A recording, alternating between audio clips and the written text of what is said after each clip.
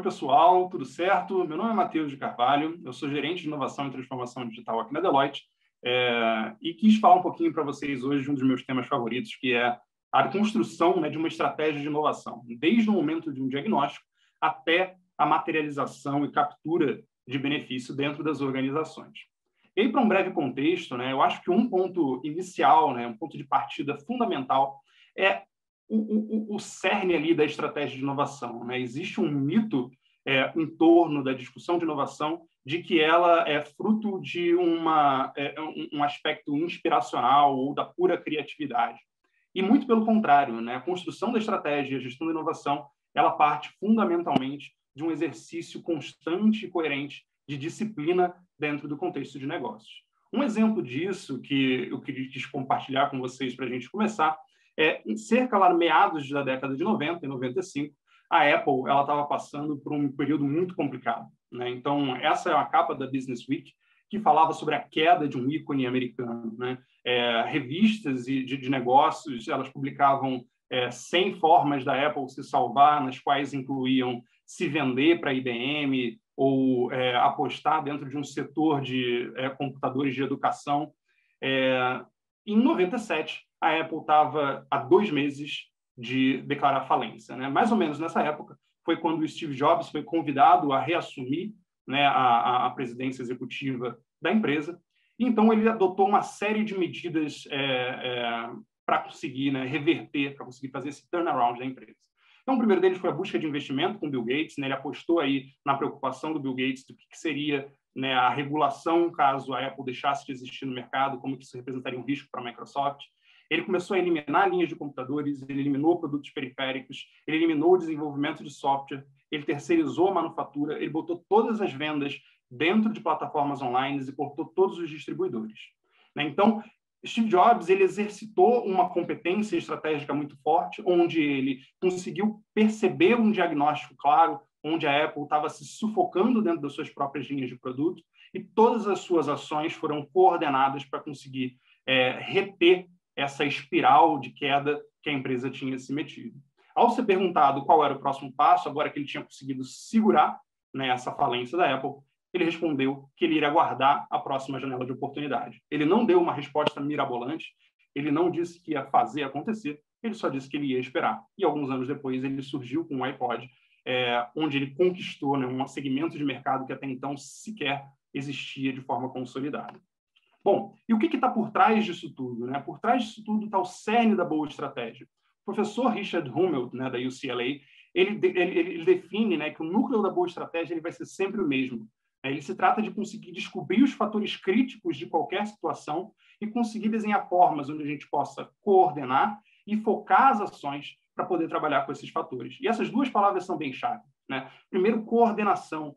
Existem fatores múltiplos que precisam estar alinhados entre si. E o segundo é o foco. Todas essas ações elas precisam estar encaminhadas no mesmo sentido.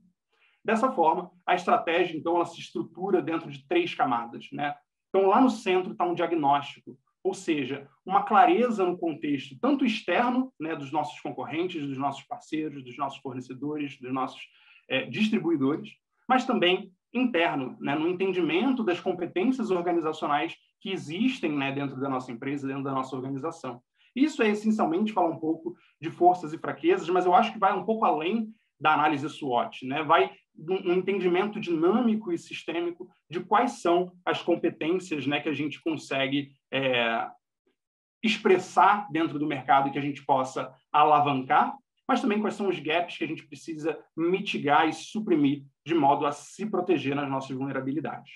Numa segunda camada, a gente tem as diretrizes políticas, onde vão estar as abordagens mais gerais para a gente poder trabalhar com os obstáculos e aceleradores que forem sendo tanto identificados no diagnóstico, mas também que forem surgindo ao longo do caminho. Uma estratégia, vale sempre lembrar, ela não é um retrato, ela não é uma fotografia de um momento presente, e sim algo que precisa se desdobrar e se readequar conforme as incertezas e acontecimentos se manifestarem. Então, numa analogia, se o diagnóstico for o momento onde a gente está e talvez o momento onde a gente quer chegar, a diretriz política ela vai ser as cercas na estrada que vão levar a gente. A gente pode mudar de faixa, a gente pode virar de um lado para o outro, mas a gente vai ter clareza, né, de quais são os limites onde a gente vai atuar. Lembrando, né, que estratégia também muitas vezes quer dizer mais do que fazer, o que não fazer. E, por fim, as ações coerentes. E aqui muitas empresas têm muita dificuldade. Essas iniciativas elas precisam ser coordenadas, né? A gente vai comprometer recursos em ações que garantam um avanço nessa diretriz política estabelecida. É isso que vai garantir o nosso progresso. Muitas empresas falham nesse momento porque existem ações pulverizadas que apontam em direções diferentes. E assim fica muito difícil garantir um progresso estratégico. E eu vou entrar um pouquinho em cada um deles, começando pelo diagnóstico.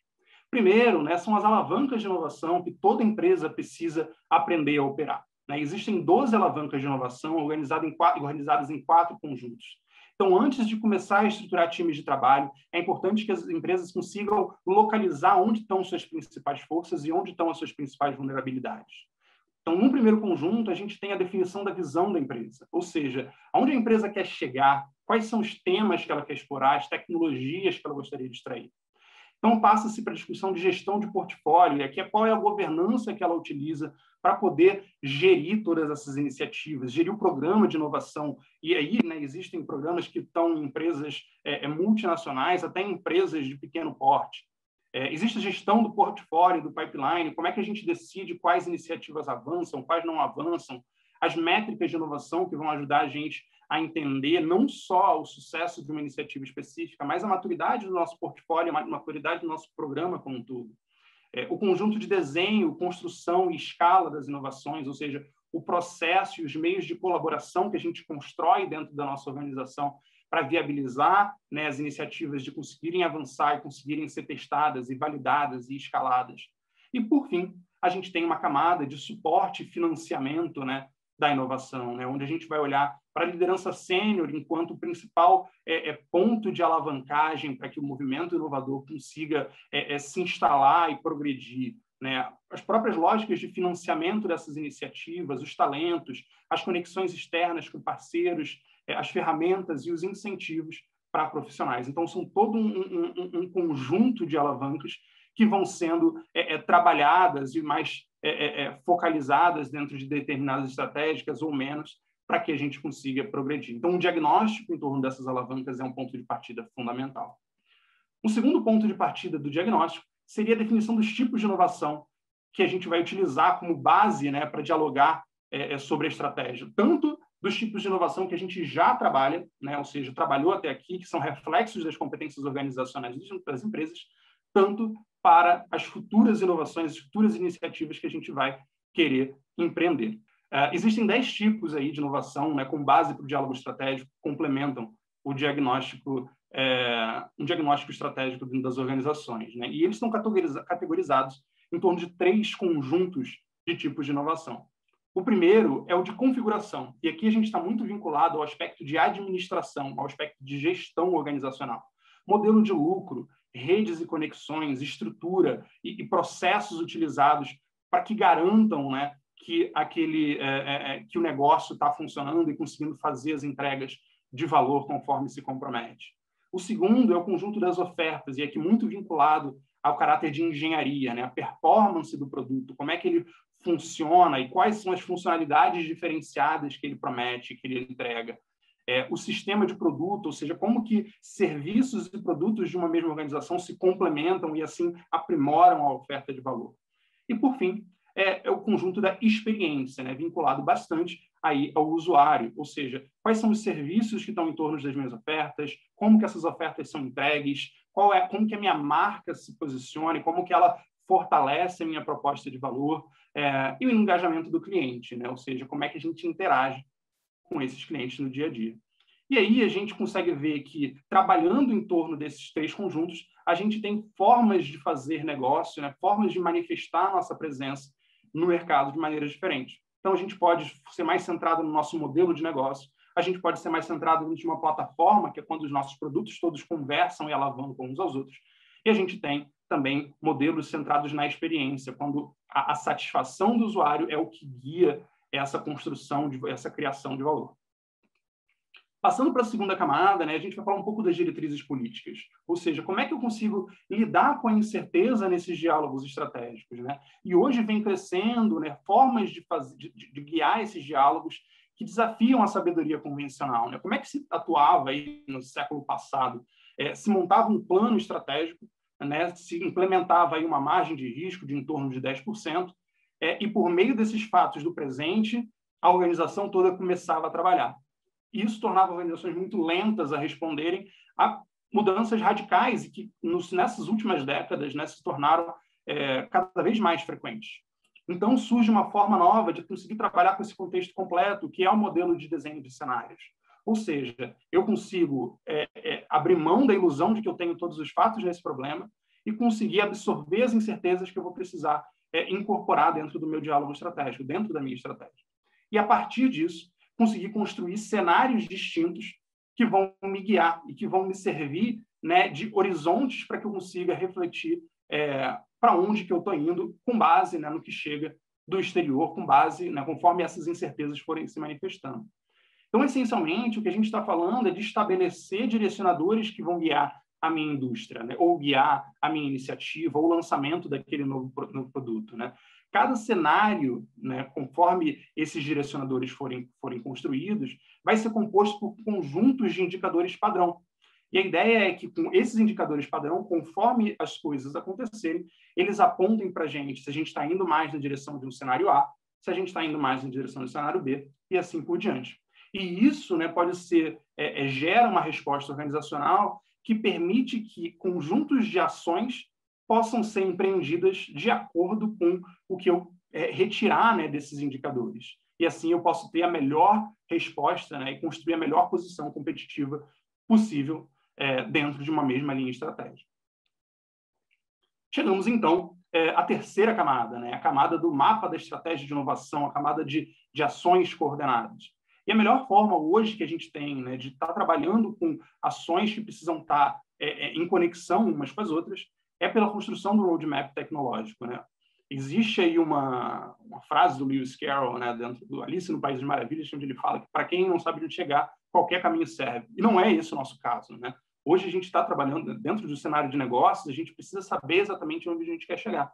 E aí o roadmap tecnológico traduz para a gente em 3 camadas como é que a gente pode endereçar diferentes tipos de iniciativas para garantir esse progresso de uma maneira estruturada. Então, dentro do roadmap, a primeira camada que a gente tem é a camada da perspectiva estratégica e comercial. Ou seja, quais são os marcos, né, os milestones, que a gente quer ter como referência. Né? Marcos e milestones são eventos importantes dentro da nossa trajetória.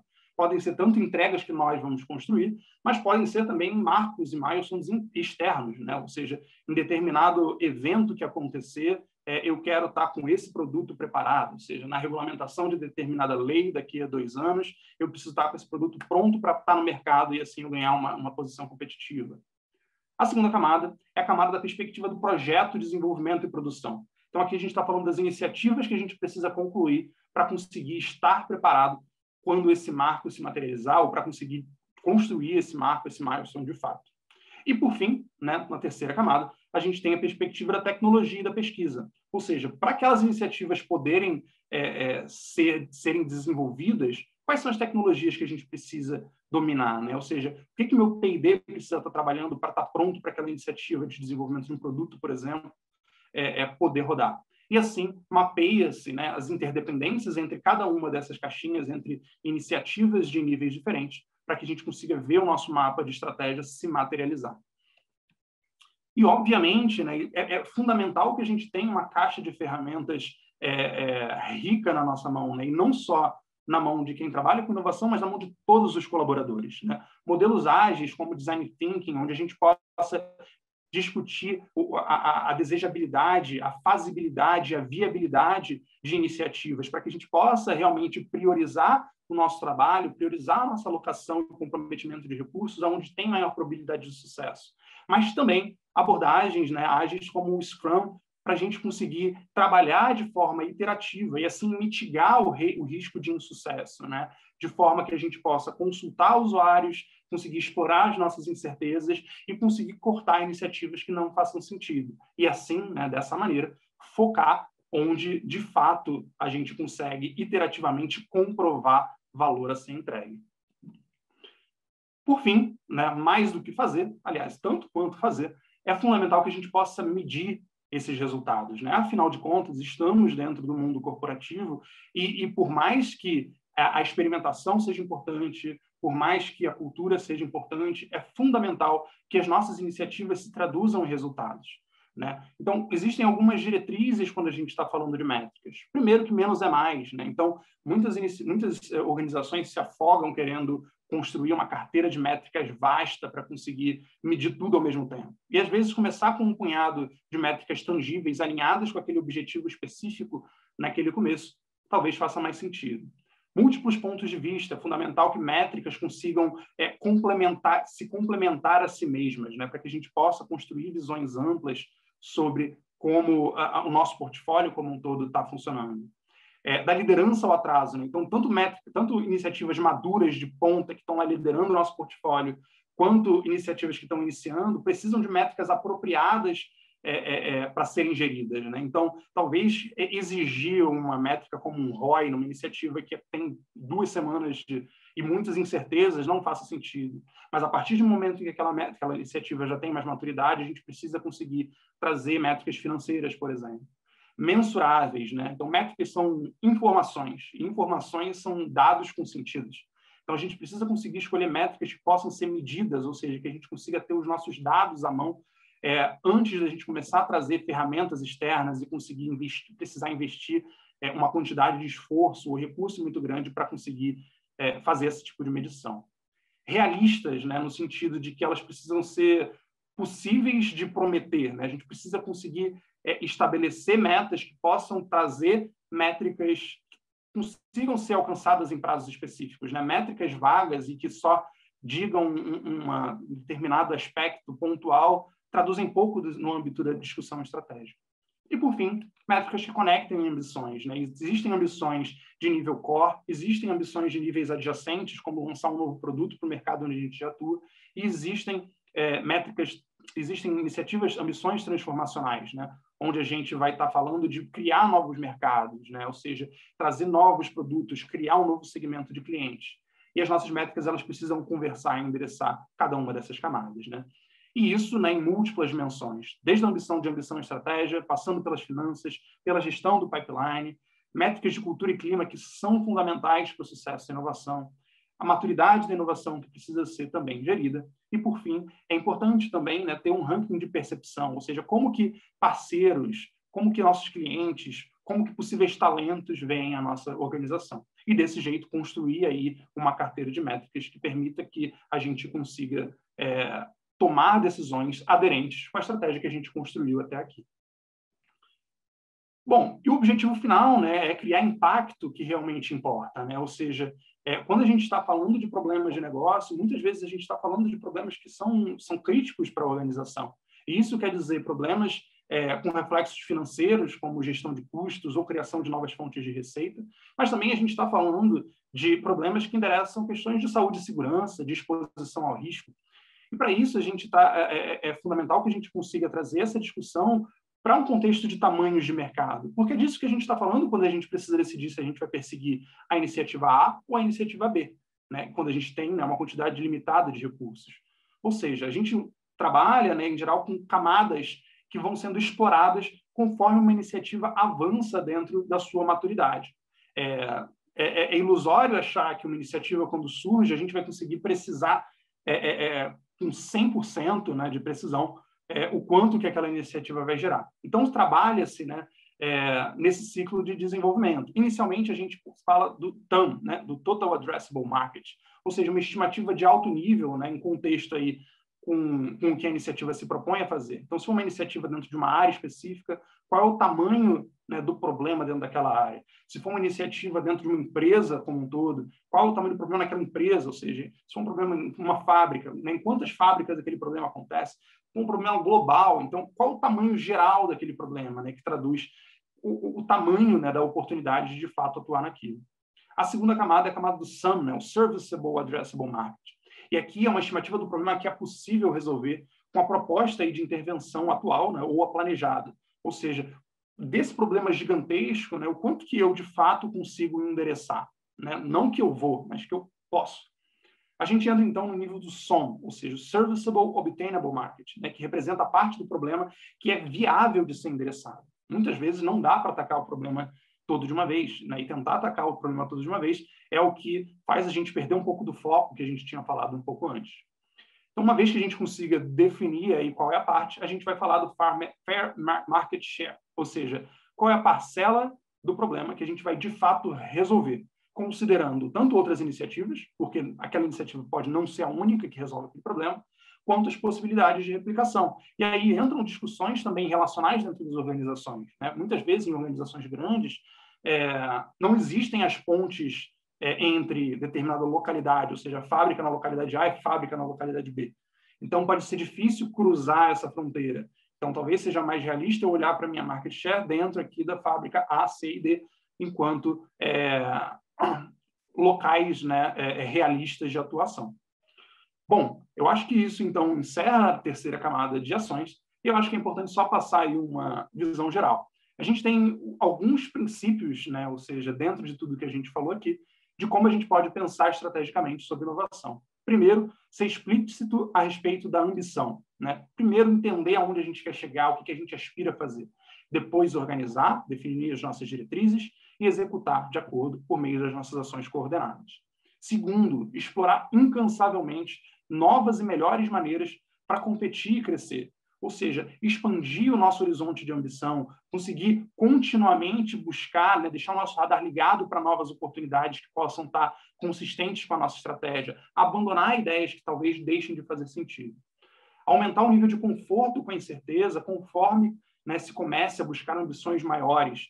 Ou seja, incerteza ela vai estar presente conforme a nossa ambição, né? Quanto mais se a gente quiser uma iniciativa que atinge o mundo todo, menos a gente sabe sobre ela no início. Então, ampliar esse nível de conforto é fundamental para que a gente possa expandir esse nível de ambição. Definir expectativas que sejam realistas de acordo com as competências organizacionais existentes, né? Não adianta a gente querer ter uma inteligência artificial de última geração se não são esses profissionais que a gente tem hoje dentro da nossa organização. Trabalhar a inovação com base em insights, né, que sejam profundos e, às vezes, pouco convencionais sobre os usuários, né? Existem os problemas que eles têm, existem os jobs to be done, né, que são problemas que eles nem sabem que existem. Então, colocar o usuário no centro, entender qual é o contexto que ele está vivendo ali, como um ponto de partida para algumas discussões para iniciativas de inovação, é fundamental para que a gente possa olhar além do que o usuário só fala para a gente. Alinhar a estratégia corporativa às estratégias de negócio, né, que é crítico para sucesso, né? Então, a gente falou de coordenação, a gente falou aí de direcionamento e foco. E isso precisa se refletir na organização como um todo. De pouco adianta, né, a gente ter uma estratégia num nível, né, num C-level, que não está sendo refletida, não está sendo desdobrada dentro das áreas de negócio, não está sendo refletida dentro dos portfólios de iniciativa de inovação. E, por fim, tornar o futuro algo tangível, né, para inspirar a ação. É fundamental que líderes, né, em seu papel de liderança, consigam comunicar com clareza quais são essas aspirações e veicular uma visão que funcionários e colaboradores consigam se identificar, consigam visualizar e consigam, ao longo do seu dia a dia, refletir sobre a melhor tomada de decisão que eles vão precisar fazer na hora de escolher entre a iniciativa A e a iniciativa B. Bom, por isso, por hoje é só. Eu gostaria de agradecer muito pelo convite aí a vocês da Klabin. Eu espero que o conteúdo seja muito enriquecedor e eu me coloco à total disposição, né? Meu LinkedIn está aí, Matheus de Carvalho, para me procurar se quiser discutir um pouco mais sobre estratégia, sobre inovação ou sobre tecnologia. Muito obrigado e espero que a gente se veja de novo.